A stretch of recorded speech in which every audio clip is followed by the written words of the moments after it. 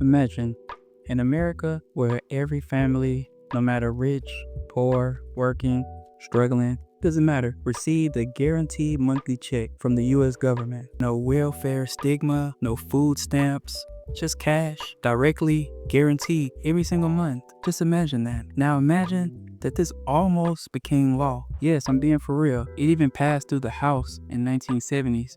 The Senate approved it and then it died by one vote. One vote. This is a story of how the United States nearly adopted the earliest form of universal basic income, how Nixon and all the people championed it, and they thought it was a great idea, how the economists at the time loved it, how conservatives and liberals killed it in a sense, and how racism always ties and finds its way into everything when it comes to America, and how one vote changed America's life forever, and how one vote changed Americans' lives forever. Cue the intro. This so-called radical idea wasn't radical for the time.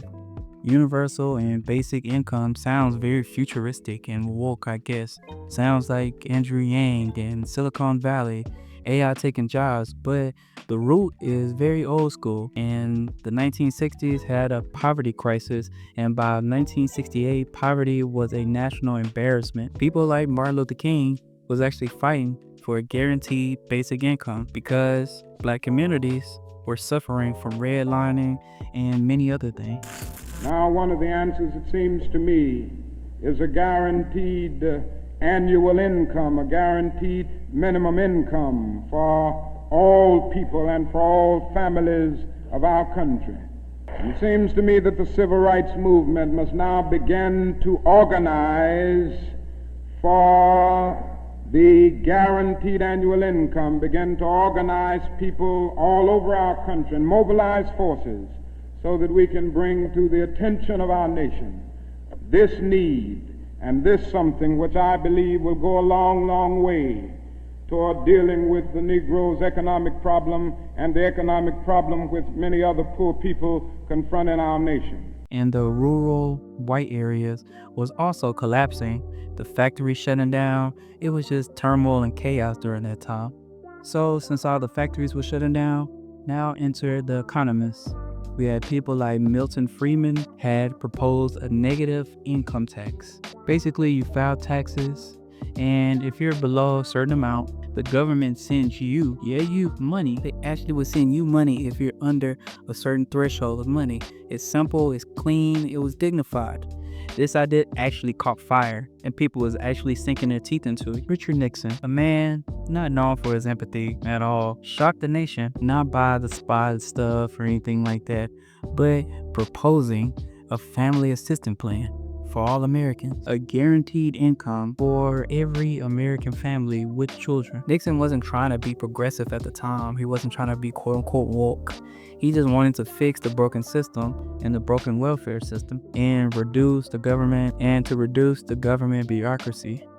He wanted something simple, something that was foolproof, something that could be reoccurring. It was something that could be politically bulletproof. His plan was every family gets a base income, about $10,000 in today's time after inflation. People can work and still receive benefits, but no more complicated welfare hoop. Nixon thought everyone would love it, but he was wrong. The political left at the time looked at Nixon's plan and said, "Oh, that's cool, that's cute and all, but hey, it's too little. The people need more. It's too small." The liberal senators was having field days with it. They kept arguing and saying that it wouldn't go far enough. It didn't go far enough. The payments were way too low. It wasn't true universal basic income. So the left opposed to that and they fought against it. And even though it was a start, the closest thing that the US ever came to a universal basic income, I believe they're trying to get the foot in the door. This is one of the biggest shooting yourself in the foot things that I ever heard of. And honestly, that's why I don't like either side. Meanwhile, conservatives lost their minds and they said free money. Man, if you don't move around, man, watch out. People would still, they were saying stuff like people would start working, which is crazy, which is a crazy argument. People still don't work. They still want more things than just 10,000 and all this stuff, same talking points they bringing up now. I mean, this alliance Liberals wanting more and conservatives wanting none, formed a stake in the middle where basically formed a lot of political pressure around the bill. But despite all of the tug of war, it actually passed the House. So the House approved of all of it. Even experiments and economists said that it would work. It was proven, at least through theory. But before the Senate voted, the government ran massive experiments, real universal basic income style trials. These were done in New Jersey, Pennsylvania, Iowa, North Carolina, Seattle, Denver, and many places in the US. Tens of thousands of families actually broke off some chicks, shocked everyone. I mean, it had positive effect on kids. They stayed in school longer. Health improved around the nation. Workers didn't quit their job. They actually looked for better jobs. I mean, the work balance for their home was even better. Single mothers gained independence. Poverty fell dramatically. But then one statistic destroyed the whole thing. There was one study that claimed that divorce rates went up. Who would have thought that? Politicians panicked, and the moral police came in. The moral panic button was hit.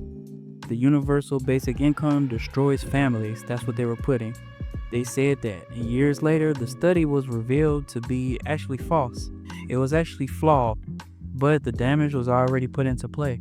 It was done. It was too late. Somebody was out here hating. The Senate Finance Committee took the bill. Hearings, debates, edits, more edits, and it finally came down to a vote. And guess what? We all know the ending of this. It failed. Not by a landslide, not by bipartisan. Yes, one vote. It lost by one vote. That one vote altered the next 50 years. What we got instead was expanding poverty, the war on drugs, mass incarceration, Reaganomics, welfare cuts, growing work poor people, homelessness, spikes on entire communities locked in generational poverty, and it was just all a disaster. Just off one stupid vote. The universal basic income could have softened all of this.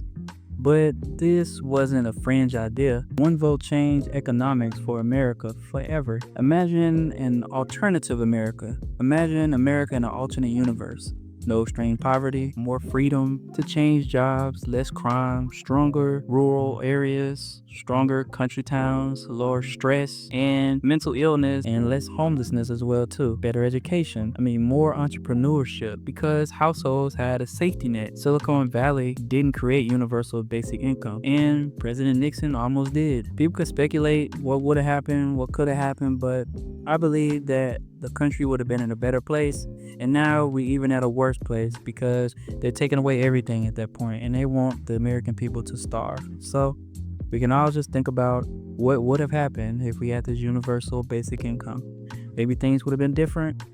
Maybe things would have been worse. I personally think that things would have been better, but that's what I learned today. Actually learned something. So if y'all like this video, y'all let me know how y'all feel about this.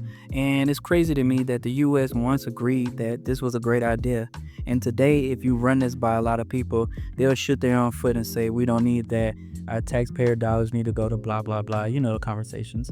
It's all stupid at this point, but here we are. So we almost created a universal basic income. We almost had it to the point where America could have been better. But now we got MAGA, so here we are. If y'all like this video, let me know how y'all feel. This is from Just Say Anything TV, where we say what they want. Now let me know how y'all feel again. Thanks for watching if you made it this far. America, y'all did it again. See you on the next video. Y'all hold it down. Peace. Just say anything. Like, share, and subscribe. You're not just saying that? I never just say anything.